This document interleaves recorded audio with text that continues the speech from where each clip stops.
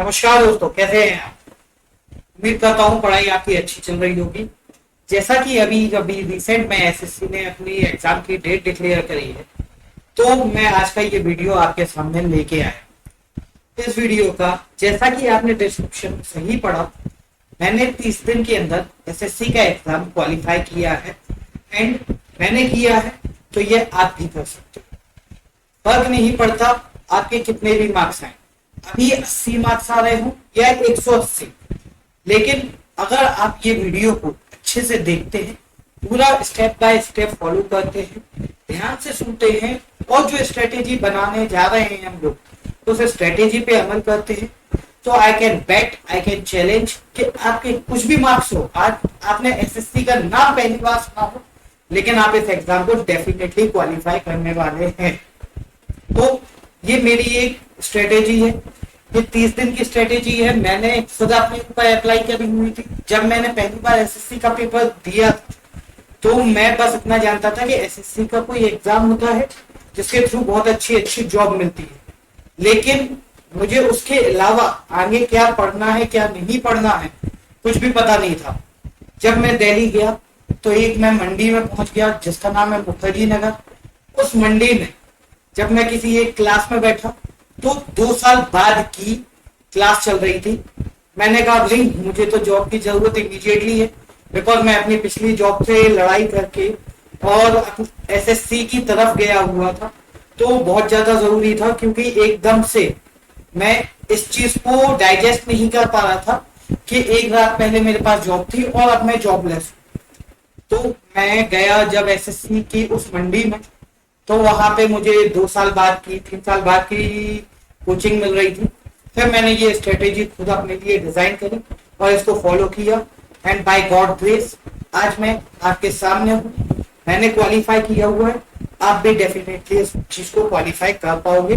बहुत ही easy exam है, बिल्कुल टेंशन लेने की जरूरत नहीं है, बिल्कुल पैनिक लेने की जरूरत नहीं है कि एसएससी ने अचानक से डेट दे दी। वैसे तो प्लान थी, लेकिन फिर भी आप बिल्कुल घबराइए मत। जो मेरी स्ट्रेटेजी है वो मैं आपके सामने शेयर कर रहा हूँ, होप आपको पसंद आएगी, आप भी इसको फॉलो करोगे। और 0 से लेके अगर आप अभी 0 पे भी है, 0 मार्क्स पे भी है, तो आई कैन बेट के आपके अच्छे मार्क्स आ सकते हैं, क्योंकि मेरे भी आए हुए हैं। चलिए स्टार्ट करते हैं। पहली बात थोड़ा सा बता दूं, मैंने और दूसरे टाइप के एसएससी के अलावा स्टेट पीसीएस, स्टेट की दूसरी सर्विसेज के एग्जाम, बैंक के एग्जाम लगभग 7 बार क्वालिफाई किए हुए हैं, जिनके कॉल लेटर भी मेरे पास हैं। अगर किसी को डाउट हो तो मैं प्रोवाइड करवा सकता हूँ। बाकी चलिए अब चालू करते हैं शॉर्ट में कि हम लोग कैसे एसएससी को क्वालिफाई कर सकते हैं।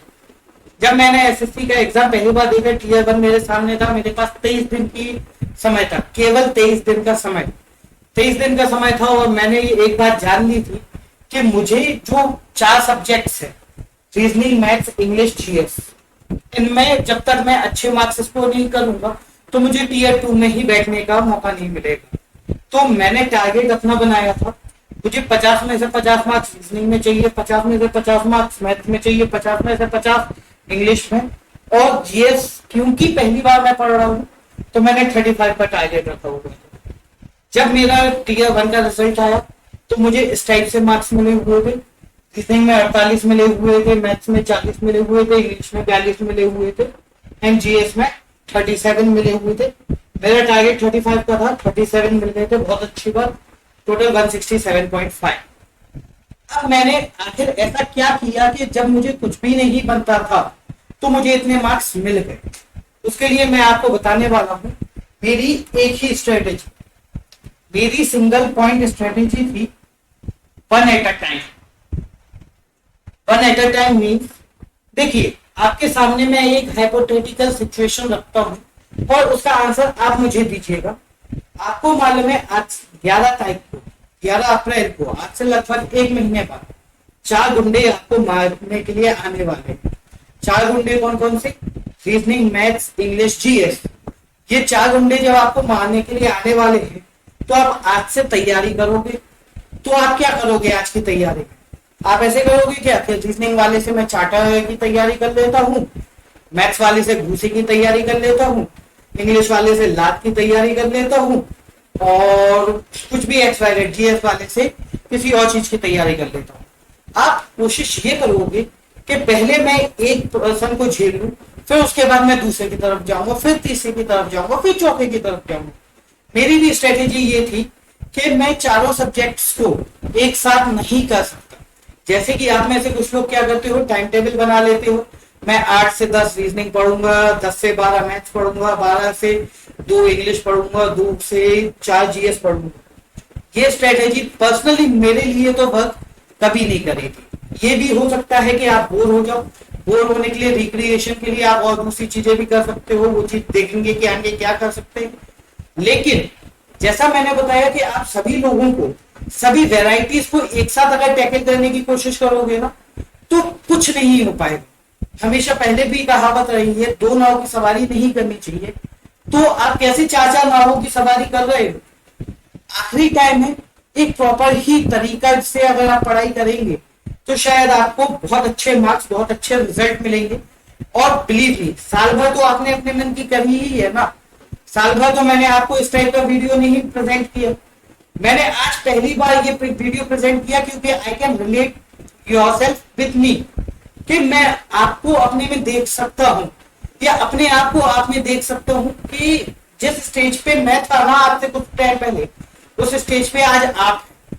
और अगर आप मेरी बात मानते हैं तो कल को आप भी मेरी जगह पे होंगे। आप मोबाइल स्क्रीन के अंदर होंगे और मैं मोबाइल स्क्रीन के बाहर से आपका वीडियो देख रहा हूँ। तो बात हम लोग कर रहे थे कि एक चीज को एक बार में टैकल करने की कोशिश करते हैं, जिससे हम लोगों को क्या होगा कि रिजल्ट्स मिलेंगे। जनरली क्या होता है कि जब कहीं किसी एक रोड की बात करी जाए, किसी एक रोड में काफी सारे गड्ढे हैं, तो हम लोग उन गड्ढों को भरने की कोशिश करते हैं, ना कि नई रोड बनाने की कोशिश करते हैं। या फिर ऐसा नहीं होता कि किसी एक रोड का एक गड्ढा भर दिया, फिर दूसरी रोड का एक गड्ढा भर दिया, फिर तीसरी रोड का एक गड्ढा भर दिया। हमें एक सिंगल रोड का एक गड्ढा भरेंगे तभी हमारा काम सिमटेगा। तो कोशिश ये करिए कि एक सब्जेक्ट को उठाइए, उसको कंप्लीट करिए, देन दूसरे सब्जेक्ट को उठाइए। अब सब्जेक्ट्स को उठाने में क्या होता है कि सब टाइम तो बहुत कम है, किस सब्जेक्ट को उठाएं, बहुत ज्यादा टाइम लगेगा। तो इस चीज में आपको बहुत हेल्पफुल होती है आपकी डेडलाइन। डेडलाइन मीन्स कि एक हमारे पास डेट होनी चाहिए कि इस डेट को हमें ये टॉपिक, ये सब्जेक्ट कंप्लीट करना है। इन एनी केस, रात में सोए ना सोए, खाना खाए या ना खाए, वॉशरूम जाए या ना जाए, गर्लफ्रेंड से बात करें या ना करें, लेकिन हमें उस डेडलाइन पे ये टॉपिक कंप्लीट करना है। लाइक देखिए, मैंने इस टाइप की डेडलाइन बनाई हुई थी अपने लिए। ये सेम चीज आपके सामने प्रेजेंट कर रहा हूं। मेरे लिए तो वर्क करी थी, आपके लिए आप खुद सोच सकेंगे कि वर्क करेगी कि नहीं करेगी। देखिए, रीजनिंग के लिए व्हाट आई थिंक इज कि अगर आप 0 हैं और रीजनिंग में अगर आपको 50 में से 50 मार्क्स चाहिए, तो 1 वीक का टाइम ना मोर देन सफिशियंट, बहुत आसानी से मोर देन सफिशियंट है। 1 वीक में आप 2-3 दिन बचा भी लोगे अगर आप मेरी स्ट्रेटेजी फॉलो करोगे। ठीक है, ऐसे ही इंग्लिश में भी 1 वीक का टाइम, 7 दिन का समय बहुत लंबा समय होता है। 7 दिन लेके जाए ना आपके तो 148 घंटे होते हैं। 148 घंटे होते हैं नहीं, आप एक बात पकड़ के चलिए कि 10 घंटे आप पढ़ाई कर सकते हैं इफेक्टिवली, तो 70 घंटे होते हैं। 70 घंटे में आप बहुत इजीली इंग्लिश सॉल्व कर सकते हैं। मैथ्स के लिए 100 आवर्स मोर देन सफिशिएंट है। 100 आवर्स में हम लोग अपने स्कोर को एक कम से बहुत अच्छे डिसेंट स्कोर पे ला सकते हैं। और जीएस के बारे में मैं आपसे अब बाद में बात करूँ। तो मैंने इस टाइप से डेडलाइन डिसाइड करी है कि 17 मार्च की डेट होनी चाहिए जिसमें आपकी रीजनिंग कंप्लीट हो। आपको रीजनिंग का प्रॉपर एक स्ट्रेटेजी वीडियो, कहां से रीजनिंग पढ़नी है, कौन से मॉक टेस्ट लगाने हैं, मार्क्स कम आ रहे हैं तो उनको इम्प्रूव कैसे करना है, उन सब चीज का एक डेडिकेटेड वीडियो अभी आपको इसका नेक्स्ट वीडियो मिल जाएगा, जिसमें हम रीजनिंग के बारे में डिस्कस करेंगे। तो वहां पे आपको पता चल जाएगा कि रीजनिंग में हमें आगे कैसे बढ़ना है। सेम मैं आपको इंग्लिश के लिए, मैथ्स के लिए और जीएस के लिए, सभी के लिए मैं एक आपको डेडिकेटेड वीडियो दे दूंगा, डेडिकेटेड वीडियोस भी दे दूंगा, कहाँ से स्टडी मटेरियल वो भी दे दूंगा। बस डिपेंड ये करता है कि आप उस चीज को रिलीजियसली फॉलो कर रहे हैं या नहीं कर रहे हैं। तो आप क्या करेंगे, तो 17 मार्च की डेडलाइन है, इसको आपको रीजनिंग किसी भी हाल में खत्म करनी है। अब जब हम रीजनिंग कर रहे हैं तो ऐसा नहीं कि आपने मैथ्स भी उठा ली या इंग्लिश भी उठा ली, नहीं, रीजनिंग मतलब रीजनिंग, उसके अलावा कुछ नहीं, क्योंकि आप लोगों के पास समय कम है। देन 23 मार्च की डेडलाइन है आपकी इंग्लिश के लिए, 30 मार्च की है आपकी मैथ्स के लिए। इसके अलावा जीएस के लिए आपके पास जो तरीका है करने का, जो मैंने इफेक्टिवली किया था, मैं उसी टाइप का आपको तरीका बताता हूँ। जीएस में कुछ हम लोग टॉपिक शॉर्ट आउट करेंगे। अगर उन टॉपिक्स में से, क्योंकि टाइम कम है, अगर उन टॉपिक्स में से क्वेश्चन आ जाते हैं तो वेल एंड गुड। अगर उन टॉपिक्स से क्वेश्चन नहीं आते हैं तो भाई आप उसको किस्मत पे छोड़ दीजिए कि अगर उन टॉपिक्स में से आएंगे तो हमको बनने चाहिए। अब जीएस में दो चीजें होती है, एक स्टैटिक एक करंट। स्टैटिक के लिए तो मैं आपको ऐप की वीडियो सजेस्ट करूंगा, जो आपके पास ऐप की वीडियोस है आप उन ऐप के वीडियो देखिए। किसी के पास अगर ऐप के वीडियोस नहीं है तो वो मुझे टेलीग्राम पे बता देगा कि ऐप के वीडियोस नहीं है, तो वो मैं आपको यूट्यूब चैनल पे ही प्रोवाइड कर दूंगा। इसके अलावा जो करंट अफेयर्स है, करंट अफेयर्स की भी जो जीएस का अगला वीडियो आएगा आपके पास स्ट्रेटेजी का, उस वीडियो में आपको ये पता चल जाएगा कि करंट अफेयर्स को कैसे करना है। बट अभी आपको सबसे पहला काम ये करना है कि आप इस डेडलाइन पे स्टिक रहिए। आज से, अभी से, इसी वक्त से सब कॉपी सब किताब बंद कर दीजिए, रीजनिंग उठाइए और रीजनिंग में किसी भी हाल में 50 में से 50 करिए। अगर आपके 42 आ रहे हैं, 44 आ रहे हैं तो भी कम है, 46 आ रहे हैं तो भी कम है, 48 आ रहे हैं तो भी कम है। आई सेड 50 मतलब 50 जब तक आपके 4, 5, 10 पेपर में कंटिन्यूअसली नहीं आएंगे, जब तक इतना हाई नेक का कॉम्पिटिशन है दोस्त कि आप बिल्कुल भी किसी भी हाल में एक्सपेक्ट नहीं कर सकते हो एक अच्छी पोस्ट पाना। ये सिलेक्शन गेम है ना। अब इसके अलावा मैं आपको एक और चीज बताना चाहूंगा। एक बहुत फेमस डायलॉग है चक दे इंडिया का। चक दे इंडिया में 70 मिनट हुआ करते थे, आपके पास 30 दिन है। तो दोस्त सुनो, 30 दिन है तुम्हारे पास, शायद तुम्हारी जिंदगी के सबसे खास 30 दिन। ये 30 दिन कुछ सही हो या ना हो, तुम्हारा सिलेक्शन हो या ना हो, ये 30 दिन तुम्हारा माँ बाप भाई बहन पड़ोसी रिश्तेदार बॉयफ्रेंड गर्लफ्रेंड कोई भी नहीं छीन सकता। इन 30 दिन में अपने आप को झोंक दो, पूरी ताकत से एक प्रॉपर स्ट्रेटेजी प्रॉपर प्लान के साथ पढ़ाई करो, क्योंकि इन 30 दिन के बाद तुम्हारी जिंदगी बदलने वाली है। अगर इन 30 दिन में तुमने सिलेक्शन ले लिया तो आगे तुम एसएससी की जर्नी में कंटिन्यू रहोगे।